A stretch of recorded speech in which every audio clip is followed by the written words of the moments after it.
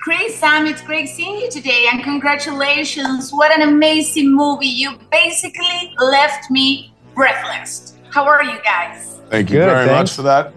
We're doing great, and glad you enjoyed the film. I love the first film, but this is like, I would say, way superior because it's more exciting. I want to know, how was it for you? And Chris, how amazing it's to be back in this role and having, a sequel done, putting your hammer down and turning out people and helicopters. I guess that's your thing, right? It was, look, an incredible opportunity. We'd made the first film, and the character was supposed to be finished and done and dusted. There was never any plans for a sequel. Then the audience response was so huge that it was our duty to step up and recreate or create another journey for the character. But I think what we were most excited about is elevating the action, coming at it with all the things we'd learned from the first time round and what the audience appreciated, expanding upon that.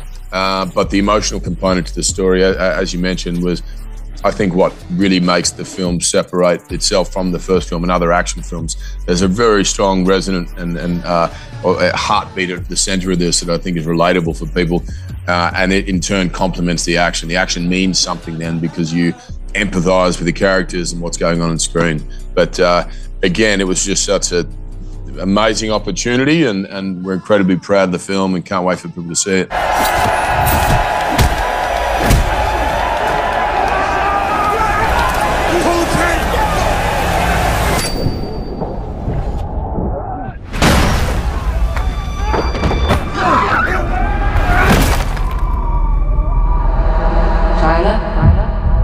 You were clinically dead 9 months ago. Come on, Sam. Can I say this? You are basically insane.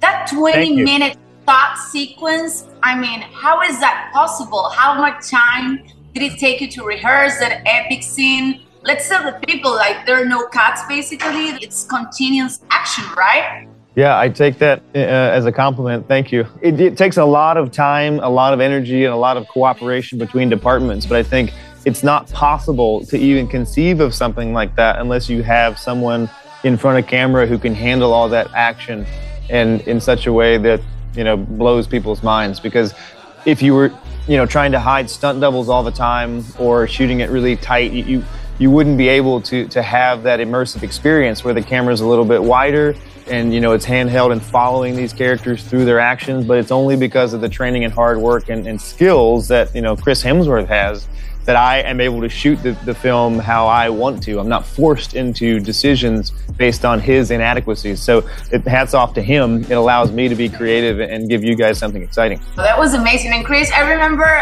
you telling me previously that you like feeling the risk in getting out of your comfort zone. So I would ask, how did Extraction 2 take you out of your comfort zone? Could you tell me any moment or maybe any scene from this movie that you will never forget? Yeah, look, I think both Sam and I have the same attitude that if we're not pushing ourselves, if it doesn't feel like there's risk involved, then we're not seeking new territory. There's not new things being discovered. And so the more challenging it was and the more immersive it felt, it had the energy that we were getting something that was going to surprise an audience.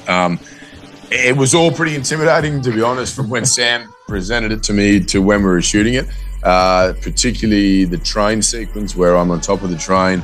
The train's moving at 50 miles an hour. There's a helicopter in front of the train flying backwards, and Sam's in the middle of it filming it all.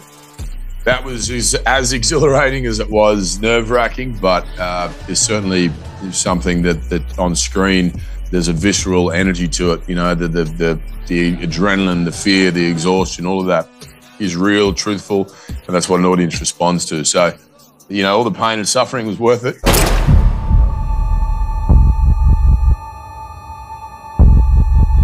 But you fought your way back.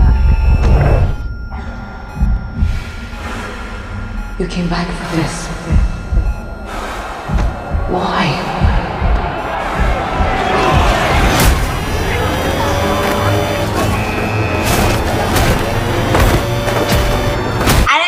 Would you let this time your children's friends watch this movie? Because I remember when talking for Tori, you basically said he made fun of you. So I want to know, are they allowed to see Extraction 2 this time? My kids are a bit young. I can't speak for their friends because that's up to their parents. But it's not a kids movie. No. Are your children as critical as they are their friends? Yeah, they're always critical. And look, you take the good with the bad, and sometimes there's some lessons in the bad. Sometimes there's noise, but now I have my kids on set a lot, and they're a lot of fun, and they're always, it's just trying to keep them quiet is the challenge, because they're, having commentary and comments the whole day, and they want to be, involved. They want to, you finish a scene, they're like, oh, that was really cool. You should do another punch and another kick, and and so it's fun having them around during the process. Definitely. And Sam, did you really want to set Chris on fire this time? Thanks God it was like 15, right? And it was cold.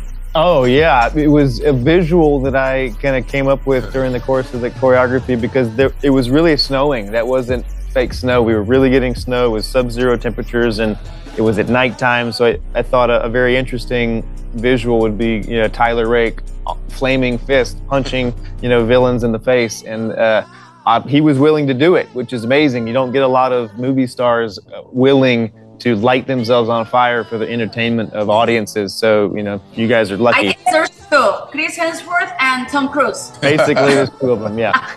I'll take it. Thank you, Chris. Thank you, Sam, for this time, and congratulations once again, because this movie, it's just epic, and I know that fans and people around the world are gonna love it, as I did. So thank you.